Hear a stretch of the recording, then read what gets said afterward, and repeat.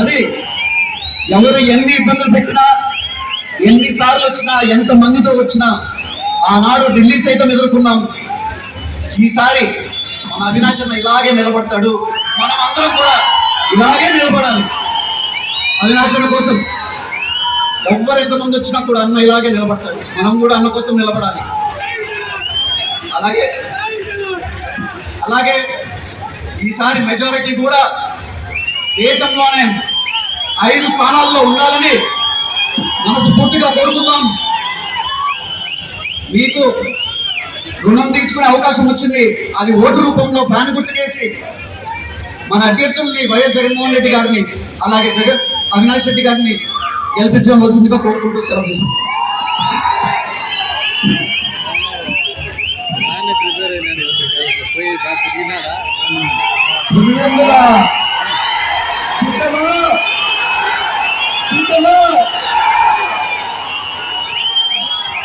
పులివెందులలో ఇంత ఉత్సాహం నిజంగా గతంలో ఎప్పుడు నేను చూడగా ఈ ఉత్సాహం నిజంగా ఇంత ఘన స్వాగతం పలికినందుకు, భారీ ఎత్తున ఈ ర్యాలీ చేసినందుకు పాల్గొన్న ప్రతి సోదరుణ్ణి, ప్రతి సోదరిమణ్ణి పేరు పేరున ప్రతి ఒక్కరికి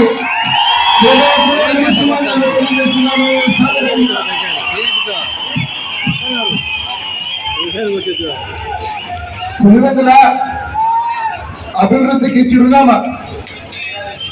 పులివెందుల ఢిల్లీ గడ్డకు తెలుగోడి ఆత్మగౌరవంగా చెప్పిన నేల.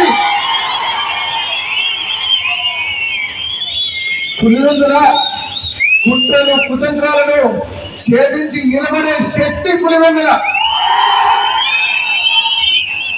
అటువంటి పులివెందుల గడ్డ మీద నుంచి మీ అందరి ఆశీస్సులతో గడిచిన 45 సంవత్సరాలుగా వైఎస్ కుటుంబాన్ని గుండెల్లో పెట్టుకొని చూసుకుంటున్నారు. మీరంతా కూడా మీ ప్రేమకు, మీ అభిమానానికి, మీ ఆశీస్సులకు నిజంగా ఏం చేసినా మేమైతే ఆ రుణం తీర్చుకోలేమనే విషయాన్ని కూడా మేము చెప్తున్నాం. ఈరోజు మీరంతా ఆలోచించండి. ఈ ఊరిపైన జగనన్నకి ఎంత ప్రేమ అంటే, జగనన్నకు పులివెందుల పైన ఎంత ప్రేమ అంటే, నేను సాక్షాత్తు ఈ 5 ఏళ్ళు దగ్గర చూశాను. ఈ ఊరిపైన ఆయనకుండే ప్రేమ. పాడా రివ్యూ జరిగిన ప్రతిసారి ఆయనకు పులివెందుల్లో జరుగుతున్న అభివృద్ధి కార్యక్రమాలు, ఈ నియోజకవర్గంలో జరుగుతున్న అభివృద్ధి కార్యక్రమాలు ప్రతిదీ అడిగి తెలుసుకుంటాడు. అవసరమైన సలహాలు ఇస్తారు, సూచనలు ఇస్తారు. మళ్ళీ నెక్స్ట్ రివ్యూ పోయినప్పుడు నేను చెప్పినవి జరిగేవా లేదా అని చెప్పి ఆరాధిస్తారు. నిజంగా చాలా జ్ఞాపక శక్తి, చాలా శ్రద్ధ ఈ ఊరన్నా, మన ఊరు ప్రజలన్నా, మన ఊరు అభివృద్ధి అన్నా. అందుకోసమే గడిచిన 5 ఏళ్లలో మీరు చూస్తే పులివెందుల నియోజకవర్గం అన్ని రకాలుగా అభివృద్ధి పదంలో ముందుకెళ్లిన విషయాన్ని మనమంతా చూస్తా ఉన్నాం. ఆనాడు దివంగత ముఖ్యమంత్రి డాక్టర్ వైఎస్ రాజశేఖర రెడ్డి గారి హయాంలో పులివెందులకు మంచి జరిగిన మాట వాస్తవం. ఆయన చనిపోయిన తర్వాత పులివెందులను మళ్ళీ వచ్చిన పాలకులు పూర్తిగా పక్కన పడేశారు, పూర్తిగా నెగ్లెక్ట్ చేశారు. మళ్ళీ మనవాడు, మన నాయకుడు జగన్మోహన్ రెడ్డి గారు రాష్ట్రానికి ముఖ్యమంత్రి అయ్యారు. పులివెందులను గుండెల్లో పెట్టుకొని చూసుకున్నారు జగన్మోహన్ రెడ్డి గారు. కళ్ళ ముందే పులివెందుల్లో ఈ 5 ఏళ్లలో జరిగిన మార్పులు మనకు ప్రస్ఫుటంగా కనిపిస్తా ఉన్నాయి. ఈ 5 సంవత్సరాలు రింగ్ రోడ్ గతంలో ఎలా ఉండేది, ఇప్పుడు ఎలా ఉండేదో ఒక్కసారి ఆలోచించండి. ఏ రకంగా డివైడర్లు వేశారు, ఏ రకంగా సెంట్రల్ మీటింగ్ వేశారు, ఏ రకంగా పక్కన సర్వీస్ రోడ్లకు భూసేకరణ కూడా ఎలా చేశారో ఒక్కసారి ఆలోచించి. అదేవిధంగా క్రికెట్ స్టేడియం పులివెందులలో అంతర్జాతీయ స్థాయి క్రికెట్ స్టేడియం జగనన్న కళ, అది నెరవేర్చారు కూడా. పులివెందులకు మెడికల్ కాలేజీని తీసుకున్నారు జగనన్న కళ, అది తీసుకొచ్చారు. వచ్చే ఆగస్టు నుంచి అక్కడ ఆసుపత్రి, కాలేజీ కూడా పూర్తి స్థాయిలో ప్రారంభమవుతాయనే విషయాలు కూడా మేము మనం చేస్తా ఉన్నాం. పులివెందులలో రాణితోపు నాడు ఎలా ఉంది, నేడు ఎలా ఉందో ఒక్కసారి ఆలోచించమని మనం చేస్తా ఉన్నాం. పులివెందులలో మరి మనం మన గరండాల వంక ఏ రకంగా బ్యూటిఫై చేసుకున్నామో ఒకసారి ఆలోచన చేయండి. ఉల్లిమలలో ఇప్పుడు ఏ రకంగా చేసుకున్నామో ఒకసారి ఆలోచన చేయండి. అభివృద్ధికి చిరునామా పులివెందులు అన్నట్టుగా పులివెందులలో రోడ్ వైడనింగ్ కావచ్చు, పులివెందులలో సర్కిల్ బ్యూటిఫికేషన్స్ కావచ్చు, ఎన్నో కార్యక్రమాలు మనం చేసుకున్నాం. ఈరోజు పులివెందులు అనేది నిజంగా ప్రతి ఒక్కరు కూడా పులివెందుల ఈ కార్యక్రమాలు చూడడానికి, అభివృద్ధి చూడడానికి చుట్టుపక్కల నియోజకవర్గాలు, చుట్టుపక్కల జిల్లాల నుంచి కూడా వచ్చి మన పార్కులు, మన అభివృద్ధి చూసి వెళ్తా ఉన్నారు. పరిశ్రమల వివరంగా ఆ రోజుల్లో రాజశేఖర రెడ్డి గారు ముఖ్యమంత్రిగా ఉన్నప్పుడు Govindaraja spinning mills, Pulivendula polymers తెస్తే జగన్ ముఖ్యమంత్రి అయ్యాక ఆదిత్య బిర్లా, అపాచీ వంటి పరిశ్రమలు తీసుకొని వచ్చారు. ఈ రకంగా పులివెందుల ఇన్ఫ్రా, పులివెందుల డెవలప్మెంట్ విషయంలో పూర్తిగా జగనన్న ప్రభుత్వం శ్రద్ధ వహించిన విషయాన్ని ప్రతి ఒక్కరు కూడా గమనించమని, గుర్తించమని మీ అందరినీ కూడా నేను మనవి చేస్తా ఉన్నా. ముఖ్యంగా మనకు ఈ 5 ఏళ్లలో 2 సంవత్సరాలు కోవిడ్ కారణంగా మనం నష్టపోయినాం. కోవిడ్ వలన 2 సంవత్సరాలు ప్రభుత్వానికి రావాల్సిన రాబడి రాల. అయినప్పటికీ కూడా నికరంగా మిగిలిన 3 ఏళ్లలోనే మన ఊరుని ఇంతగా మనం మార్చుకోగలిగామనే విషయాన్ని కూడా మీ అందరికీ మనం చేస్తున్నాం. నిజంగా ఈ అభివృద్ధి మళ్ళీ కొనసాగాలంటే మనందరి వాడు మన ప్రియతమ నాయకుడు జగన్మోహన్ రెడ్డి గారిని మళ్ళీ ముఖ్యమంత్రి చేసుకోవాల్సిన అవసరం ఉందనే విషయాన్ని కూడా మీకు మనం చేస్తున్నాం. ఒకవైపు చూడండి మీరు, మరోవైపు చంద్రబాబు నాయుడు గారు 2014లో ఇదే కూటమితో బీజేపీ, టీడీపీ, జనసేన వీళ్ళందరూ కలిసి కూటమిగా ఫార్మ్ అయి ఆ రోజు ఏం హామీలు ఇచ్చారో మీ అందరికీ గుర్తుంటాయి. బ్యాంకులో బంగారు ఇంటికి రావాలంటే బాబు ముఖ్యమంత్రి కావాలన్నారు, డ్వాక్రా రుణమాఫీ అన్నారు, రైతు రుణమాఫీ అన్నారు, ఇంకా ఇంటింటికి ఉద్యోగం లేకుంటే నెలకు 2,000 అంటే 5 ఏళ్లకు 1,20,000 ప్రతి నిరుద్యోగికి ఇస్తామన్నారు. ఏ ఒక్కటి నెరవేర్చలా. ఏరు దాటే వరకు ఓడమల్లన్న, ఏరు దాటాక కోడిమల్లన్న అన్నట్టుగా ఎన్నికలైపోయే వరకు ఇష్టం వచ్చినట్టు హామీలు ఇచ్చాడు.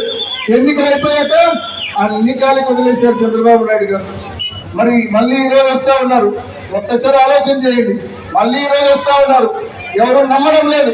జగన్మోహన్ రెడ్డి గారికి ఉన్నది, చంద్రబాబు నాయుడు గారికి లేనిది ఏంటంటే విశ్వసనీయత, ప్రజాబలం. ఈ 2 జగన్మోహన్ రెడ్డి గారికి ఉన్నాయి, చంద్రబాబు నాయుడు గారికి లేవు. అవి లేవు కాబట్టి కూటమితో వస్తా ఉన్నారు. అవి లేవడానికి ఉదాహరణ నేను చెప్తా.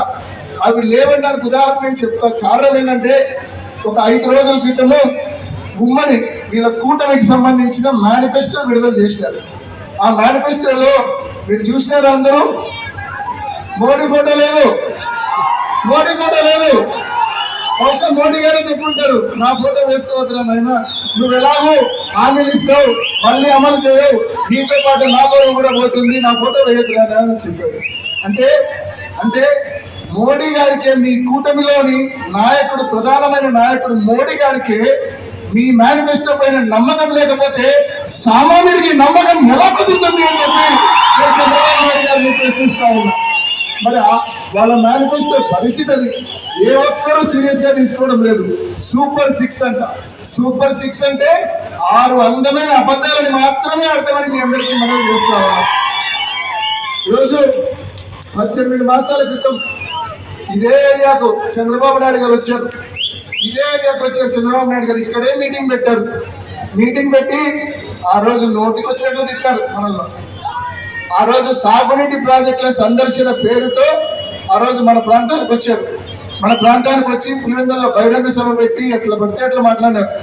మేము ఒకటే మనవి చేస్తా ఉన్నా, ఆయన సాగునీటి ప్రాజెక్టుల సందర్శన చేసేంత వరకు 3.5 సంవత్సరాల పాటు పుష్కలంగా మనకు వర్షాలు పడినాయి. పుష్కలంగా గండికోట నిండింది, పుష్కలంగా చిత్రావతి నిండింది, పుష్కలంగా పైడిపాలెం నిండింది. ఆ భాగం, ఆ ప్రాజెక్టుల దగ్గరికి ఎప్పుడైతే పోయిందో ఈ 18 మాసాలుగా వర్షాలు దూరం అయిపోయినాయి మనకు. అయినప్పటికీ దాని ఎఫెక్ట్ పోతా ఉంది, మళ్ళీ వర్షాలు మొదలవుతా ఉన్నాయి. ఇది మంచి సూచన. రాబోయేది జగనన్న ప్రభుత్వమే అని చెప్పి దేవుడు సైతం మనకు ఆశీస్సులు అందిస్తూ ఉన్నారని చెప్పి మనం చేస్తా ఉన్నాం. ఈరోజు మీరు ఆలోచించండి, చంద్రబాబు నాయుడు గారి దుర్బుద్ధి ఒకసారి ఆలోచించండి. మీరంతా కూడా పెన్షన్లు అవ్వాతాతలకు వాలంటీర్లు ఇంటి వద్దకే వెళ్ళి ఇచ్చేవాళ్ళు. 58 నెలల పాటు జగనన్న వాలంటీర్ ద్వారా ఇంటింటికే వెళ్ళి పెన్షన్ ఇచ్చేవాడు. మరి ఈరోజు మార్చిలో ఎప్పుడైతే ఎన్నికల కోడ్ వచ్చిందో చంద్రబాబు నాయుడు గారు ఒక కంప్లైంట్ పెట్టించారు ఎన్నికల కమిషన్. ఇంటింటికి వెళ్ళి పెన్షన్లు ఇవ్వద్దు అని చెప్పి కంప్లైంట్ పెట్టించాడు. వెంటనే ఎన్నికల కమిషన్ వాలంటీర్ల సేవలు సస్పెండ్ చేసింది. ఆ కారణం చేత ఏప్రిల్ మాసంలో మే మాసంలో అవ్వాతాతలు పెన్షన్లు తెచ్చుకోవడానికి ఎంత ఇబ్బంది పడ్డారో మనమంతా చూసాం. ఎంతమంది చనిపోయారో కూడా మనమంతా చూసాము. ఎండ తప్ప తట్టుకోలేక పంచాయతీ ఆఫీసులకు బ్యాంకుల చుట్టూ తిరగలేక ఇబ్బంది పడ్డారు. ఈ ఇబ్బందికి కారణం ఏమనేది మీ అందరికీ తెలుసు. కేవలం చంద్రబాబు నాయుడు గారు పెట్టిన ఆ కంప్లైంట్ వల్లనే అవ్వాతాతలు ఇంత ఇబ్బంది పడవలసి వచ్చిన మాట వాస్తవం. మళ్ళా ఈ రోజు ప్రజలను కన్ఫ్యూజ్ చేయడం కోసము, ప్రజలను డీవియేట్ చేయడం కోసము మళ్ళా ఆయన ఎల్లో మీడియాను అడ్డం పెట్టుకొని పెన్షన్లు ఇంటికాడికి పోయి ఇయ్యాల్సిందే అంటాడు. నువ్వే కారణం నాయన, పెన్షన్లు ఇంటికాడికి పోయి ఇవ్వకుండా ఉండడానికి నువ్వే కారణము, నువ్వు పెట్టిన కంప్లైంట్ కారణము, మళ్ళా నువ్వే ఈ పట్టుకొచ్చి ఇంటికాడికి పోయి ఇవ్వాల్సిందే అంటావు. ఏంటిది అసలు అంటే కళ్ళార్పకుండా ధైర్యంగా బిగ్గరగా గట్టిగా అబద్ధాలు చెప్పి పడేస్తాడు. ప్రజలను కన్ఫ్యూజ్ చేసే ప్రయత్నం చేస్తాడు. నిజంగా ఆలోచించేయండి, ఈ ద్వంద్వ వైఖరిని ఆలోచించేయండి. అంతేకాదు